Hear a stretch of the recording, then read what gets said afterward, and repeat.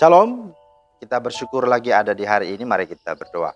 Terima kasih Tuhan, kami hendak merenungkan firman-Mu. Doa kami kiranya damai sejahtera Kristus yang melampaui segala akal, memenuhi dan memimpin hati pikiran kami. Demi Kristus kami berdoa. Amin. Firman Tuhan hari ini Bapak Ibu terambil dari Lukas 6 ayat 42. Bagaimanakah engkau dapat berkata kepada saudaramu, saudara, biarlah aku mengeluarkan selumbar yang ada di dalam matamu, padahal balok yang ada di dalam matamu tidak engkau lihat. Hai orang munafik, keluarkanlah dahulu balok dari matamu, maka engkau akan melihat dengan jelas untuk mengeluarkan selumbar itu dari mata saudaramu. Itulah firman Tuhan yang menjadi dasar renungan kita hari ini. Tema kita adalah selumbar dan balok di matamu.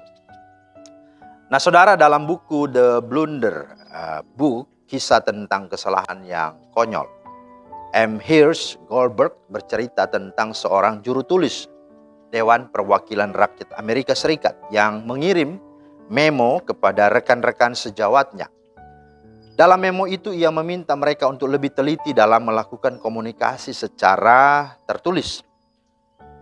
Namun saudara, setelah dibagikan memo tersebut, ternyata dalam memo tulisannya sendiri itu ditemukan ada 9 kesalahan tata bahasa, tanda, dan ejaan. Nah, saudara, saat memo-memo itu sampai ke tangan pers, maka juru tulis yang menulis memo itu menjadi malu. Ya. Dia berkata bahwa semestinya ia tidak berbuat kesalahan konyol seperti itu. Ya, itulah ya, saudara. Nah, Bapak Ibu, perasaan malu serupa juga menimpa orang Kristiani yang menuntut orang lain untuk mempunyai standar tinggi yang dimiliki Kristus tanpa lebih dulu melihat diri sendiri. Dalam Lukas 6:42 tadi. Bila kita bersikap congkak dan merasa diri paling benar, maka kata-kata kita akan berbalik menyerang kita sendiri. Meskipun perkataan kita mungkin benar, kita perlu mengatakannya dengan rendah hati. Tidak perlu dengan gengsi dan arogansi. Dengan menyadari bahwa apa yang kita katakan itu terkadang juga merupakan kelemahan kita sendiri. Dalam Galatia 6 ayat 1 berkata, saudara-saudara, kalaupun seorang kedapatan melakukan suatu pelanggaran, maka kamu yang rohani harus memimpin orang itu ke jalan yang benar dalam roh lemah lembut, sambil menjaga dirimu sendiri, supaya kamu juga jangan kena pencobaan. Firman Tuhan sudah mengingatkan itu. Nah, kalau begitu apa yang harus kita lakukan? Setidaknya ada 2 hal. Yang pertama, segala sesuatu yang kamu kehendaki supaya orang perbuat kepadamu, perbuatlah demikian juga kepada mereka. Matius 7 ayat 12. Artinya yang pertama, marilah kita berlomba-lomba berbuat yang terbaik kepada orang lain, kepada sesama. Jika engkau hendak menginginkan mereka berbuat yang terbaik bagi dirimu, maka engkau harus terlebih dahulu berbuat dulu terhadap mereka. Bukan malah engkau menghakimi.